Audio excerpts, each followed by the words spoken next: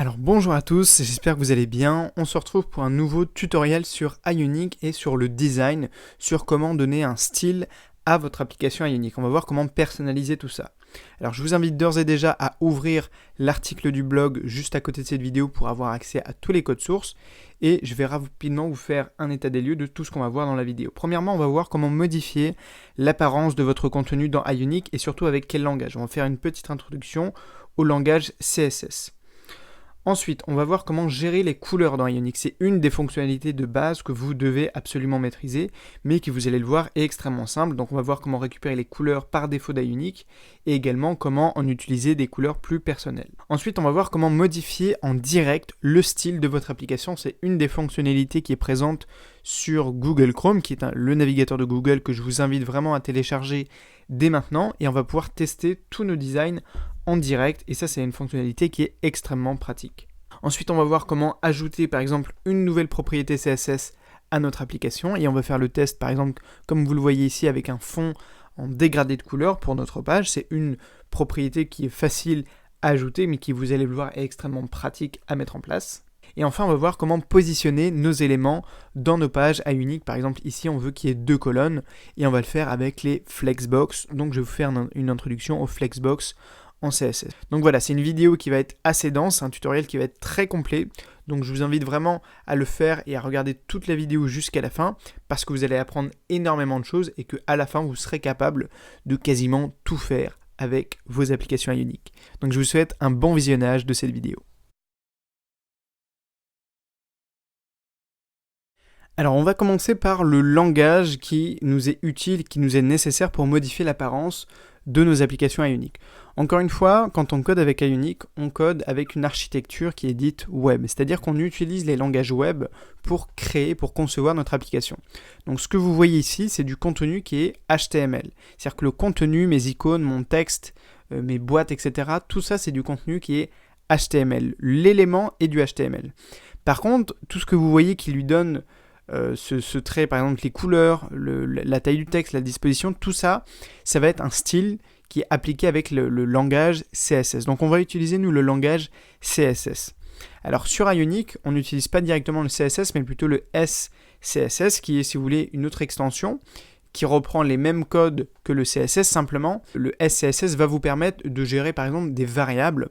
Par exemple, plutôt que de recopier à chaque fois le même code couleur, eh bien vous allez utiliser une variable pour tout simplement récupérer la même couleur, par exemple si c'est bleu, si c'est rouge, si c'est une couleur par exemple très spécifique à votre application, vous allez pouvoir la déclarer, on va voir ça ensemble dans la prochaine partie, mais vous allez pouvoir la déclarer et la réutiliser dans tous vos fichiers, dans toutes vos applications.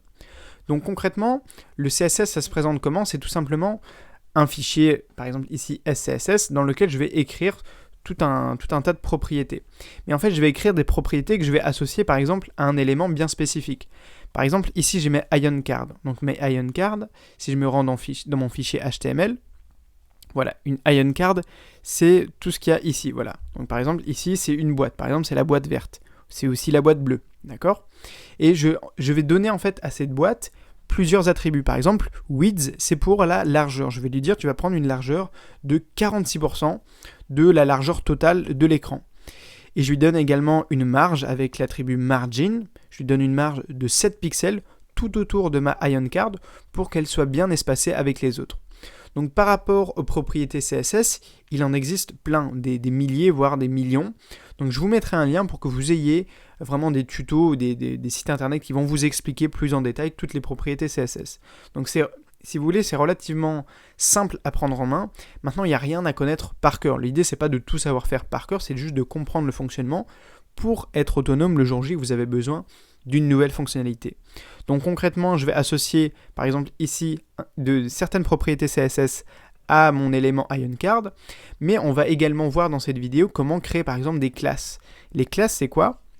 C'est tout simplement, par exemple, si je veux utiliser les mêmes propriétés CSS pour plusieurs éléments, alors ici je peux directement l'appliquer au IonCard, mais si je veux pas que ça s'applique à toutes les IonCard, ça va pas marcher. Donc ce que je peux faire, c'est par exemple déclarer une classe, donc je mets classe, et par exemple je mets card, et si je veux par exemple je peux lui mettre card blue, si je veux afficher par exemple certaines propriétés pour les cartes qui vont être bleues. Et dans mon fichier CSS, au lieu d'écrire carte card bleu comme ça, card blue, je vais mettre un petit point pour faire référence au fait que ce soit une classe, d'accord? Ensuite, j'ouvre mes petites accolades et là, je vais pouvoir entrer mes propriétés. Et par exemple, ici, je peux lui mettre la propriété CSS pour qu'il ait un bord qui soit bleu, par exemple. Donc, je peux mettre border, blue, solid, et on va mettre que ça. Et on regarde ce qui se passe. Tout simplement, il va m'afficher un bord bleu autour de ma carte, ce qui va me permettre de la repérer, par exemple, par rapport aux autres cartes, aux autres Ion Cards. Voilà, donc là, vous voyez que ma première carte, eh bien, elle a un bord qui est bleu. Et ce qu'on peut faire comme expérience, c'est tout simplement venir prendre la classe Card Blue et l'appliquer, par exemple, à une autre Ion Card, au hasard, par exemple celle-ci, d'enregistrer. Alors, on enregistre avec CTRL-S ou Command-S si vous êtes sur Mac, et on actualise sur notre navigateur, par exemple, avec CTRL-R ou Command-R, ou tout simplement, vous cliquez ici sur la petite flèche pour rafraîchir. Et on regarde ce qui se passe. Et l'utilité de ces classes, c'est ça, c'est de pouvoir appliquer les mêmes propriétés CSS à plusieurs éléments. Concrètement, on ne va pas utiliser d'autres techniques, on va soit déclarer des propriétés CSS directement à des éléments, en partant du principe qu'on va utiliser les mêmes propriétés pour tous les éléments de notre page, d'accord? Ou on va plutôt déclarer des classes, ce qui est relativement facile à faire et très pratique aussi. Donc vous voyez ici, on a deux bords bleus pour les deux cartes où on lui a associé la classe Card Blue. Donc voilà pour le CSS. Encore une fois, je vais vous proposer des liens qui vont vous permettre d'aller plus loin, de voir plus de propriétés CSS. Il en existe des milliers, vous n'avez pas à les connaître par cœur. Ce qu'il faut par contre, c'est être autonome dans leur mise en pratique et dans leur application sur vos applications Ionic. Voilà, dans cette partie, on va voir les couleurs par défaut d'Ionic. Si vous voulez, Ionic, c'est vraiment un framework, c'est-à-dire un ensemble d'outils informatiques qui vont vous permettre de vous faciliter en fait le travail de développeur. Et là, par exemple, un des outils qu'il propose, c'est des couleurs prédéfinies, qui sont plutôt, je veux dire, pas mal du tout, qui vont vous permettre de donner déjà rapidement un style à votre application. Donc, ce qu'on va faire, c'est qu'on va venir voir où sont stockées, si vous voulez, sur votre application, dans votre application Ionic, où sont stockées ces couleurs-là, comment on peut les utiliser et comment on peut les modifier. Donc ce qu'on va faire, c'est qu'on va déjà repartir un peu de zéro par rapport à cette application-là, pour que vous ayez vraiment, tout simplement, une idée de comment on fait pour construire une application, comment on fait pour la designer en partant de zéro. Donc je viens supprimer tout ça, voilà, pour que ça soit déjà plus clair pour vous, et je vais également supprimer toutes les propriétés CSS. Ok, donc là je viens bien de vider l'application, et ce qu'on va faire, c'est se rendre dans la documentation Ionic pour aller par exemple chercher tout simplement des items, des Ion items, si vous voulez, c'est des petits éléments sous forme de lignes dans lesquels on va pouvoir afficher du texte, des icônes, etc. Donc je viens cliquer, par exemple, je viens copier, si vous voulez, peu importe, on va en prendre un avec un bouton ou avec des icônes. Voilà, par exemple, je viens prendre mon petit item et je viens le copier dans mon fichier HTML, d'accord? Donc là, j'enregistre, j'actualise pour voir ce que ça donne. Là où Ionic va nous pré-mâcher le travail, c'est qu'il suffit d'ajouter l'attribut color, comme je peux le faire ici. Color égale, par exemple, on peut mettre warning.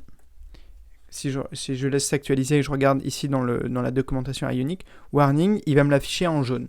Ici, donc, on a toutes les couleurs vraiment de base d'Ionic. Donc, la couleur primary, par défaut, ça va être du bleu. Moi, maintenant, je vais vous montrer comment je fais, mais je la modifie pour que ça soit la couleur de mon application. Par exemple, dans mon application actuelle, ça va être du vert. C'est mon application de resize. Donc là, on regarde ce que ça donne quand j'ai tout simplement créé un item et que je lui ai donné l'attribut color égale warning. Il va tout simplement me le colorier, me le coloriser en jaune. Mais plus que de simplement me le coloriser, il va m'adapter mon style en fonction de cette couleur-là. Notamment, il va inverser les couleurs. Par exemple, il va vous proposer le fond en jaune, effectivement, mais également le texte en blanc et les icônes en blanc. Alors que, par défaut, c'est écrit en noir sur un fond blanc. Donc là, si vous voulez, Ionic nous mâche le travail. On peut faire un autre test avec une autre couleur. Donc on peut tester, par exemple, la couleur Danger pour l'afficher en rouge. D'accord? On teste ce que ça donne pour voir ce qu'il nous affiche. Ok, donc là, il nous affiche bien un deuxième Ion item, mais cette fois qui s'affiche en rouge. Mais imaginons que les couleurs par défaut d'Ionic ne vous conviennent pas. Alors, il y a une technique qui est toute simple aussi, qui consiste à créer une autre couleur, mais ce que je fais habituellement aussi, c'est que je vais modifier directement les couleurs originales d'Ionic. Donc ce que vous faites, c'est que vous vous rendez sur le site HTML Color Picker, vous avez le lien dans l'article, et vous venez par exemple sélectionner la couleur de votre choix. On peut prendre par exemple un violet, c'est-à-dire une couleur qui ne va pas être par défaut proposée. On peut prendre du rouge, du orange, peu importe, on va prendre par exemple du orange. Et on va prendre une couleur qui n'est pas proposée par défaut dans Ionic. Donc je viens copier le code hexadécimal de cette couleur. Le code hexadécimal, c'est un code unique qui fait référence à une couleur bien précise. Vous n'avez pas besoin de comprendre exactement comment ça fonctionne. Sachez juste que voilà, en CSS, quand on marque une couleur avec ce code-là, on fait référence à une couleur bien précise. Et ce qu'on va faire maintenant, c'est qu'on va se rendre dans le fichier, dans le dossier thème et dans le fichier variable.s CSS. Et c'est dans ce fichier-là que toutes nos couleurs par défaut d'Ionic sont stockées. Donc c'est également dans ce dossier-là, dans ce fichier-là, pardon, qu'on va générer, qu'on peut proposer autant de couleurs qu'on le veut. Donc là, je vais juste vous montrer comment vous pouvez modifier, par exemple, les couleurs par défaut d'Ionic. Donc par exemple, vous pouvez modifier la couleur Warning ou la couleur Danger. D'accord ? Donc ce qu'il faudrait faire plus précisément, c'est modifier précisément toutes les teintes de notre variable. Pour l'instant, on va le faire rapidement, juste pour voir ce que ça donne. Donc là, j'ai vite fait modifier la couleur Danger, et comme j'ai donné à mon Ion Item l'attribut color égale Danger, il devrait me modifier la couleur de mon Ion Item. En attendant que ça charge, on va examiner un peu le fonctionnement et la déclaration de chacune de nos couleurs. Donc si on prend la couleur Danger, il va nous proposer à peu près 6 variables différentes. Donc ça fait un peu compliqué au départ, mais tout simplement il va vous proposer la couleur par défaut, mais également Shade et Tint, c'est l'ombre et la teinte plus claire. Donc en fait il faudrait toujours prendre par rapport à votre couleur une teinte plus claire et une teinte plus foncée. D'accord ? Donc vous voyez que là mon élément il devient orange. Donc ce que je peux faire, c'est venir ici sélectionner une teinte plus sombre. Voilà, donc je peux sélectionner la couleur hexadécimale un peu plus sombre, et je viens remplacer la couleur Shade, c'est-à-dire l'ombre. Et je prends la teinte un peu plus claire pour tout simplement la tint, c'est-à-dire par exemple quand un utilisateur va cliquer sur un bouton qui va être de cette couleur, eh bien on va avoir le petit effet éclairci sur le bouton. Ça nous permet de faire des effets un peu plus poussés. Donc c'est ce que vous permet de faire les couleurs par défaut gérées par Ionic. Donc vous voyez que c'est relativement simple et que ça nous mâche quand même énormément le travail. Donc ce qu'on va faire maintenant, c'est qu'on va recréer nos Ion Cards, donc nos petites cartes qui contenaient ici, vous le voyez, 2 items à chaque fois, et on va la recréer et donner une couleur différente justement à chaque fois. Donc là, je peux revenir en arrière pour reprendre les couleurs par défaut d'Ionic. On va garder celle de base, c'est pas la peine. Je viens fermer mon fichier variable.scss. Je reprends mon fichier HTML, et ici, je commence à créer mes Ion Cards, d'accord ? Donc une card, c'est un élément par défaut d'Ionic qui va nous permettre de contenir tout simplement du contenu. Je viens copier mes petits items dedans, donc par exemple voilà. Alors ici, plutôt qu'une icône d'information, je vais mettre une icône sur le café. Alors pour les icônes d'Ionic, je les trouve à l'adresse ionicons.com. Voilà, je me rends sur le site d'Ionic qui vous permet de gérer et de voir toutes les icônes. Par exemple, j'en veux une sur le café. Voilà, je clique sur l'icône café. Ah d'accord, ça s'écrit café. Ok, comme ça. Voilà, je remplace par le mot café. Ma petite icône, on va la mettre au départ. Voilà, donc là je mets slot égale start, qui indique que je veux qu'elle soit au départ. Et on va créer une autre icône qui s'appelle more, et celle-ci on va la mettre à la fin. Voilà, alors là je vais un peu vite pour cette partie-là, mais c'est parce que c'est pas la partie qui m'intéresse, c'est surtout que je vais vous montrer la partie couleur. Voilà. Donc là on va tout simplement mettre le texte et dire que c'est un Ion Label. Ok. Donc là je supprime tout ça. On laisse s'actualiser et on regarde ce que ça donne. Là, c'était juste histoire de créer une Ion Card avec à l'intérieur deux Ion Items, avec le premier qui contient tout simplement 2 icônes et le deuxième qui contient tout simplement un texte. L'idée, c'est que en attendant que ça s'actualise, c'est que j'ai créé une Ion Card et je ne vais pas directement donner la couleur à mon Ion Card parce qu'il faut d'abord que je la donne à mes items pour que finalement, au total, ça soit ma Ion Card qui soit colorée. D'accord ? Donc voilà, vous voyez que là, toute ma Ion Card s'affiche en jaune. Et ce qu'on peut faire maintenant, c'est venir copier tout ça et faire un autre test pour que... Alors là, on peut mettre la couleur Danger. On peut regarder faire un autre test. On peut faire, par exemple, Dark. Et regarder ce que ça donne. Dark, tout simplement, ça va s'afficher en noir et avec une écriture qui va être blanche. Du coup, on va avoir blanc sur noir. On peut regarder ce que ça donne. Ok, donc vous voyez que là, on vient d'ajouter une nouvelle carte avec 2 items qui sont identiques, mais cette fois qui ont une couleur qui est totalement différente. Alors, on va passer à la partie suivante. On va voir comment modifier en direct l'aspect, si vous voulez, le design, le style de votre application ou de votre page Ionic. Donc là, on a vu comment rapidement donner des attributs, enfin, si vous voulez, donner la couleur à un élément assez facilement. Maintenant, c'est pas possible tout le temps et en fait, ça va marcher quand c'est un élément qui est préconçu d'Ionic, mais quand vous utilisez vos propres éléments HTML, ça va pas marcher. Du coup, là, ce que je vous ai pas montré, c'est que tout simplement, j'ai ouvert mon application en tapant Ionic Serve. Là, j'ai pas tapé Ionic Serve-L.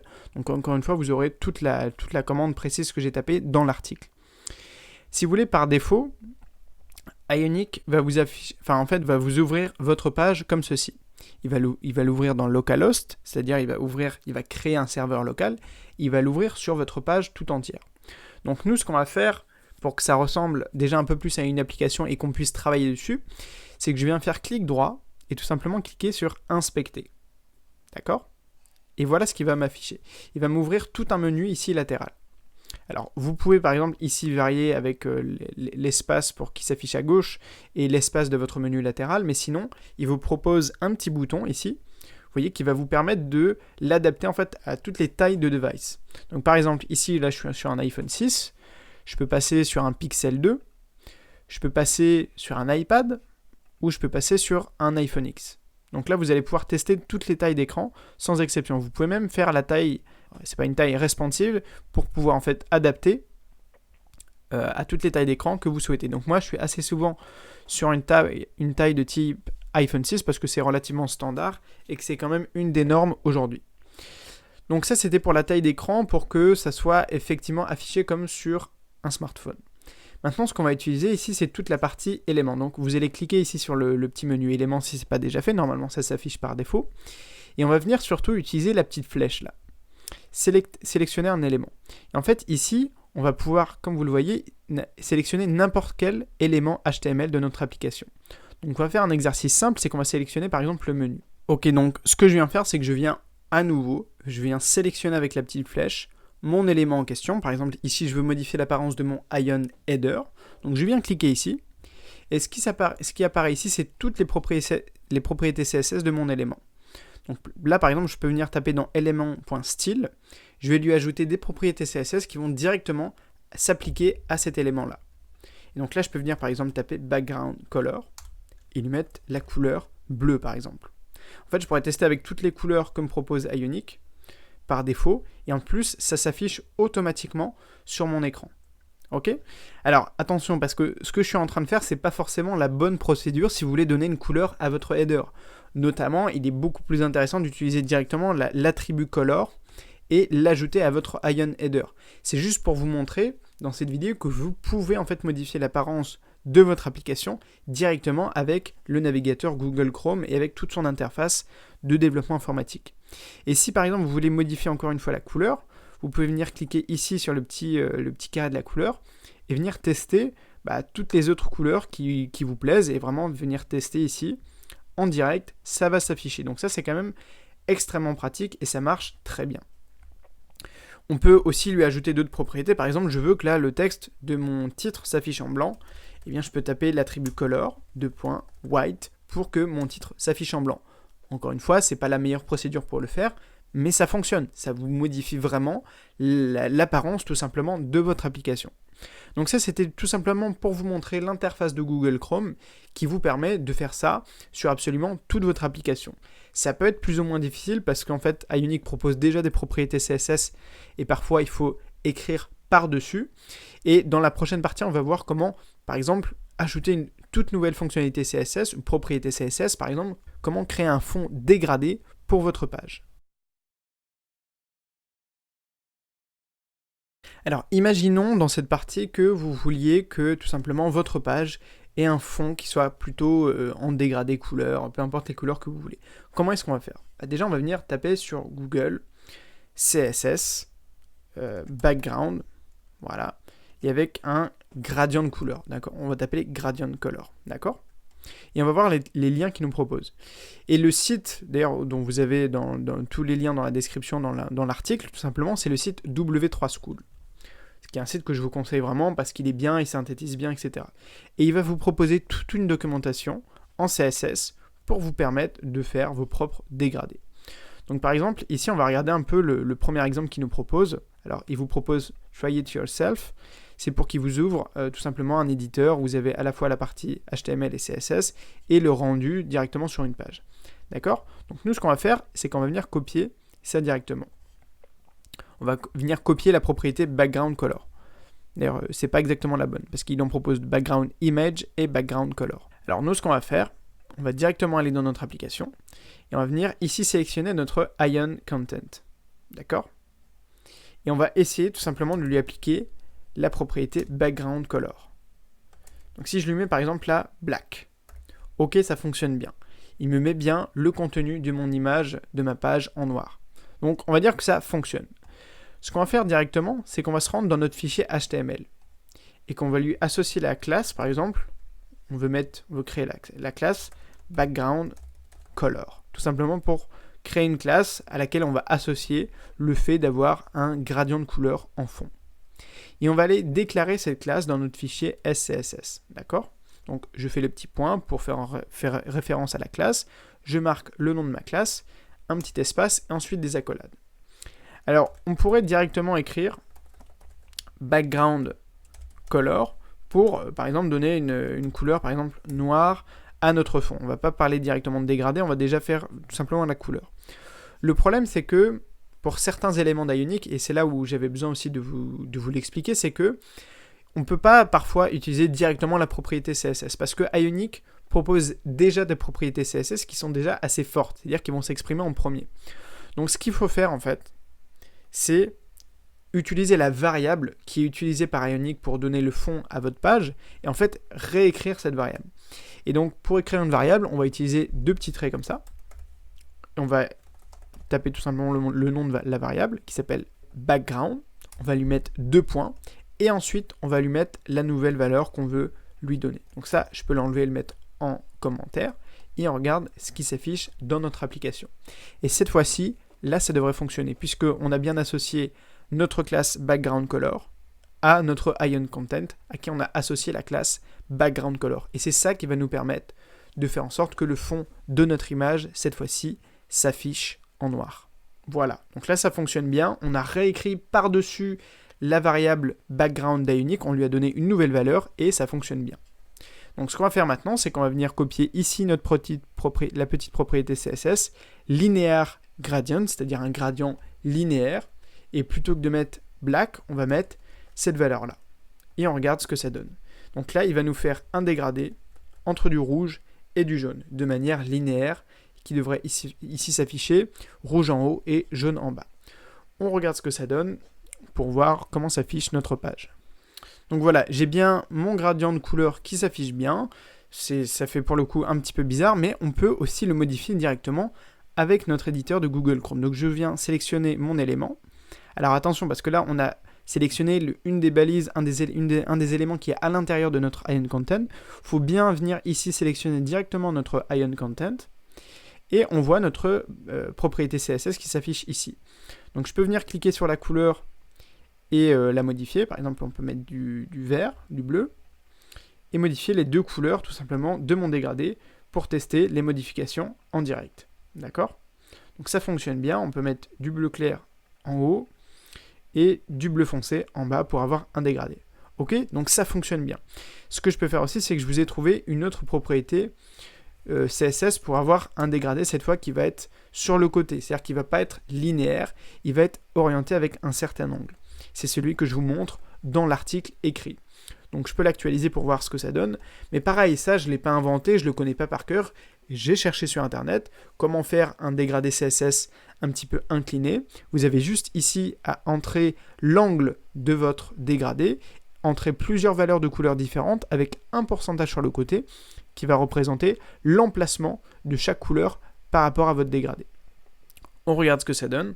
Donc là, j'ai un dégradé qui est vraiment incliné. On peut faire le même exercice. Alors là, j'ai déjà sélectionné ma couleur. Je peux venir, par exemple, ici, modifier l'angle, par exemple, de mon dégradé. Donc là, c'est subtil, mais vous voyez que ça bouge tout doucement. Voilà, donc là, je peux le mettre, l'inverser complètement. Voilà, donc là, vous voyez que les modifications sont en direct. Et je peux également modifier les couleurs de chacun de mes éléments. Donc voilà, le plus simple, c'est de faire comme ça. En venant ici sélectionner la couleur. Voilà, on peut mettre du violet, du bleu, du rouge, etc. La couleur que vous souhaitez. Du violet. Ici, le jaune, je peux l'enlever, je peux mettre du bleu. Voilà, bleu foncé. Ici, bleu très foncé, par exemple. Voilà. Donc là, on peut faire tous les tests qu'on veut en direct. Voilà, donc on va conclure sur cette partie où on a vu comment ajouter un nouveau style à notre application qu'on avait été chercher sur Google pour faire notre fond dégradé. Et dans cette dernière partie, on va voir comment positionner nos éléments. À savoir, là je vais utiliser les Flexbox. C'est, si vous voulez, un ensemble de propriétés CSS qui vont nous permettre de positionner nos éléments et de les centrer à l'horizontale, à la verticale, les uns par rapport aux autres. Vous allez voir tous les cas de figure. Donc ce que je commence par faire, c'est déjà actualiser ici. Et surtout, je me rends dans ma page HTML. En fait, ce que je vais faire, c'est que je vais créer une boîte. Voilà, une boîte div, c'est-à-dire une boîte vraiment de base. Et je vais lui donner une classe. Et je vais lui donner la classe flex. D'accord? Alors, je fais attention de bien mettre la fin de la balise après toutes mes cartes pour que toutes les cartes, toutes les ion cards soient bien contenues dans ma boîte. Voilà. Et ce que je peux même faire, c'est que on va mettre, je vais rajouter, voilà, 2 fois plus de cartes. D'ion card. Voilà. Je reviens à la ligne et on va juste changer la couleur. Donc, comme couleur, qu'est-ce qu'on a? On a primary, on peut mettre. On va mettre la couleur primary. La couleur secondary. Voilà. On actualise et on regarde ce que ça donne. Alors, ce qu'on va faire, c'est que toutes les classes que je vais ajouter, je ne vais pas les écrire directement dans mon fichier CSS. Je vais d'abord vous faire la démonstration directement depuis notre éditeur, depuis notre inspecteur de Google Chrome. Voilà, donc vous voyez que là, j'ai plein de boîtes qui me sont proposées. Alors, ce qu'on va faire, c'est que, enfin, ce qu'on veut surtout, c'est que nos boîtes, elles prennent 50% de l'espace et qu'elles reviennent automatiquement à la ligne, histoire qu'on ait 2 colonnes, par exemple, séparées. Alors, ce qu'on peut faire pour commencer, c'est avant de parler des Flexbox, on va venir sélectionner ici notre ion card. Alors, c'est un peu dur de la sélectionner. Donc, ce que je viens faire, c'est que je viens sélectionner un élément à l'intérieur de ma ion card. Et ensuite, ici, je remonte mon code pour chercher ma ion card qui se trouve ici. D'accord? Et ce que je vais lui dire dans mon élément.style, je vais lui donner une certaine largeur. Voilà, je vais lui dire width, par exemple, 47%. Voilà. Alors là, ça va s'appliquer que à ma boîte en question, ok? Et ce que je vais lui dire aussi, c'est que je vais lui donner un margin qui soit plus petit, parce que pour voir par exemple les margins, vous voyez qu'en sélectionnant mon ion card, ici, alors là vous le voyez peut-être pas bien à gauche, mais ici on peut voir les propriétés, par exemple les margins, c'est-à-dire la marge extérieure qui est assez importante par défaut sur Ionic. Donc je viens réécrire ces valeurs-là, et je vais mettre par exemple une marge de 7 pixels. Voilà, comme ça on va dire que ça va être suffisant. Donc le problème c'est que là ça s'applique que à ma petite boîte tout en haut. Ok? Donc ce que je viens faire, c'est que je viens déclarer ça dans ma page SCSS. Voilà. Donc là je viens taper ion card pour mon élément. Et je viens ajouter à toutes mes ion cards les propriétés suivantes. Une largeur de 47%. Voilà, j'actualise. Et une marge extérieure de 7 pixels. D'accord? Et on regarde ce qui se passe pour l'instant. L'idée c'est quoi? C'est que maintenant toutes mes boîtes vont s'aligner à gauche et elles vont prendre eh bien, tout simplement 47% de la largeur. Vous allez aussi comprendre pourquoi j'ai pris 47% et pas exactement 50%. Voilà, donc là elles s'alignent tout à gauche, mais du coup c'est pas encore le résultat qu'on veut. Ce qu'on veut c'est que chacune de ces boîtes finalement elles reviennent à la ligne, elles se mettent là par exemple, et que tout simplement on veut avoir exactement 2 colonnes. Donc ce que je viens faire c'est que je viens ici sélectionner ma boîte que j'ai appelée Flex, d'accord, qui prend en fait tout le contenu de ma page, vous avez compris. Donc là j'ai bien sélectionné la boîte div avec la classe flex, Et là, on va commencer à utiliser les flexbox. Alors, comment on fait pour utiliser une flexbox? Je viens taper ici display, 2 points. Et là, il va me proposer flex. D'accord? Alors, le problème, c'est que si je lui dis ça, il va automatiquement aligner tout le contenu qu'il y a à l'intérieur de ma boîte flex à l'horizontale, si je lui dis rien d'autre. Du coup, la deuxième propriété que je vais lui demander, c'est de retourner à la ligne. Donc, je lui dis flex wrap, c'est une propriété qui existe, et je vais lui mettre la valeur wrap. Tout simplement pour qu'il revienne à la ligne. Alors là, si ça correspond pas, ça veut dire que ma page, si vous voulez, est trop petite en fait, et que la valeur que j'ai mis à ma largeur, elle est trop importante. Donc il faut que je revienne en arrière, tout simplement, et que je fasse un test, par exemple, avec une de mes boîtes. Alors on va regarder par exemple la première Ion Card, et que par exemple je diminue la largeur. Voilà. Vous voyez que quand je passe à 46%, automatiquement, le retour à la ligne se fait. Alors je peux encore diminuer, par exemple on aurait pu faire ça, et vous voyez que plus je diminue, plus je vais pouvoir faire en sorte d'afficher de boîte. Alors on peut faire plein de tests, maintenant je vais revenir à du 46%, voilà, et on va faire le test du coup, voilà, donc je vais modifier la valeur ici, je vais passer à 46, du coup maintenant que j'ai testé ma valeur flex, ma classe flex, je peux la déclarer, donc je marque display 2.flex, et ensuite flex wrap 2.wrap. C'est-à-dire que on lui dit qu'en gros, quand le contenu est trop grand, eh bien, il doit revenir à la ligne. Voilà. Et ensuite, j'actualise, et normalement, ça devrait bien afficher le même résultat. L'idée pour vous, c'est qu'en fait, les flexbox, ça peut vous permettre de faire énormément de choses. On va faire d'autres petits tests pour s'amuser, pour vous montrer que là, je les ai alignés sous forme de colonnes, mais que les flexbox, si vous voulez, ça peut me permettre de faire énormément de choses. Je vous ai mis un lien dans l'article qui va vous, vers des sites internet qui vont vous expliquer toutes les possibilités des flexbox. Ce que je peux faire, par exemple, je reviens sélectionner ma boîte flex, alors qui n'a pas été bien sélectionnée ici. Voilà. Et je lui dis maintenant, je veux que tu prennes une hauteur de 100%. C'est-à-dire que je veux que tu prennes toute la hauteur de ma page. Voilà. Et regardez déjà ce qui commence à se passer. C'est-à-dire que là, il va prendre automatiquement toute la hauteur de ma page. Et du coup, mes boîtes, elles aussi, elles commencent à un peu s'étaler, entre guillemets. Alors, ce qu'on peut faire, par exemple, c'est que si on veut centrer nos boîtes, par exemple, à l'horizontale, ou à la verticale, par exemple, et bien là, on va utiliser une autre propriété. Alors, c'est pas il existe deux, c'est Justify Content et Align Items. Donc je viens ici cliquer sur Align Items, voilà, et là on regarde tout ce qu'il nous propose. Donc je peux lui mettre par exemple Center, donc là il va me centrer tous les éléments. On peut mettre End, on peut mettre Flex Start, on peut mettre Flex End. Donc tout ça c'est des propriétés. Donc moi par exemple je vais mettre Center, voilà, pour qu'il me centre mes éléments. Le problème c'est que là vous voyez que mes cards prennent énormément de place, et ça c'est pas normal. Donc ce qu'on peut venir faire, c'est venir sélectionner mes Ion Cards et regarder un petit peu pourquoi elles prennent autant de place.